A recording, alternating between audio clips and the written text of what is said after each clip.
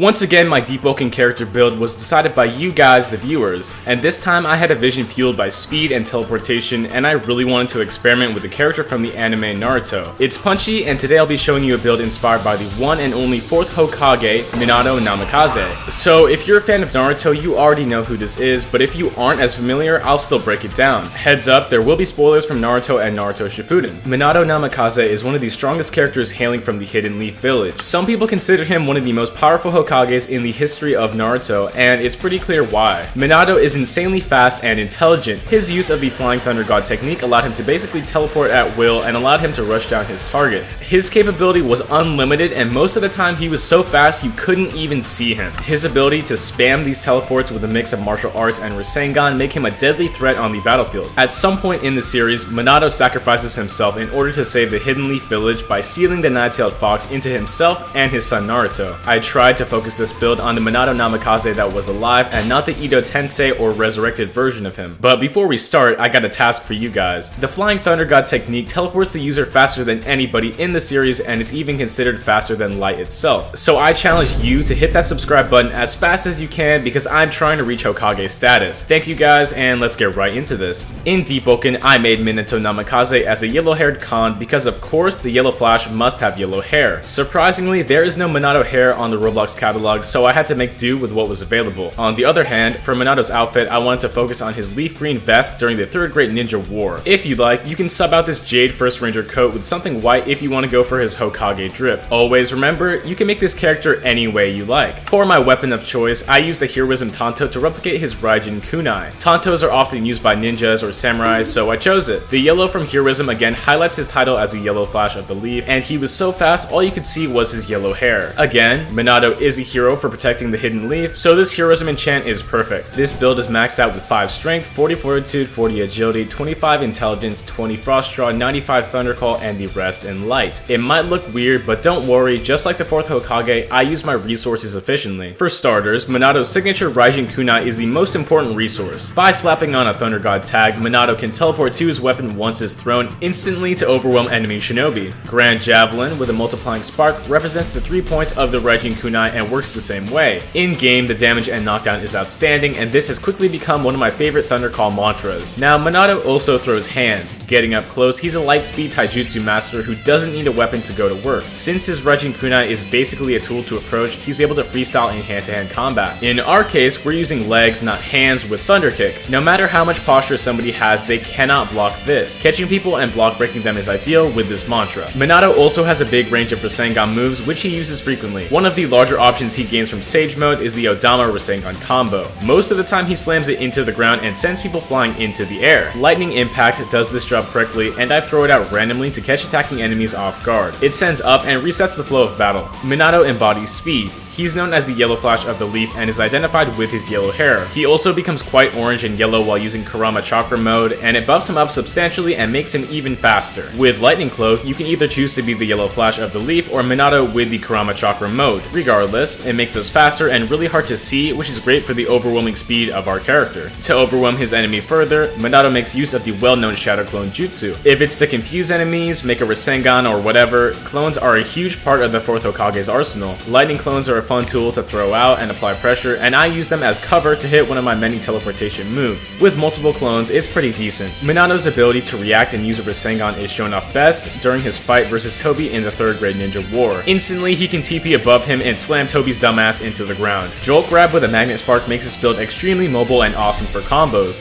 It's very easy to approach with this tool, and it works perfectly. Revisiting his Flying Thunder God technique, it was so useful on a Raijin Kunai. As I mentioned earlier, this thrown weapon will be the best tool to approach enemies in an instant. Ice Daggers with a Wayward Gem makes reaching enemies easy. I think it's stupid how unpunishable this mantra is when you actually hit it, and I love that. And I know what everybody's asking, did you get the TP bell on this build? Well, unfortunately, I rerolled my bell 4 times and the best option I got was the Tarnished Yoru Bell. This represents Minato's insane body flicker and how he vanishes at top speed. You can do this bell 2 times in a row by spamming C to show off Minato's speed. I'd have to say the best 2 talents that show off Minato's outstanding teleportation speed on this build are Vanishing Follow-Up and Static Fake-Out. With Vanishing Follow-Up, you TP to your enemy on a flourish and continue applying all that pressure. This works well with the additional dagger hit you obtain with successive throw. With Static Fake-Out, you can parry any attack or projectile, then feint to appear behind them. Why do you step step back, as if I couldn't reach you in a second. You know, that's how it really is on this build, and I'm TPing around so much, I'm getting like notifications on the side of my screen. Like, look at this. Anyway, here's a full talent list.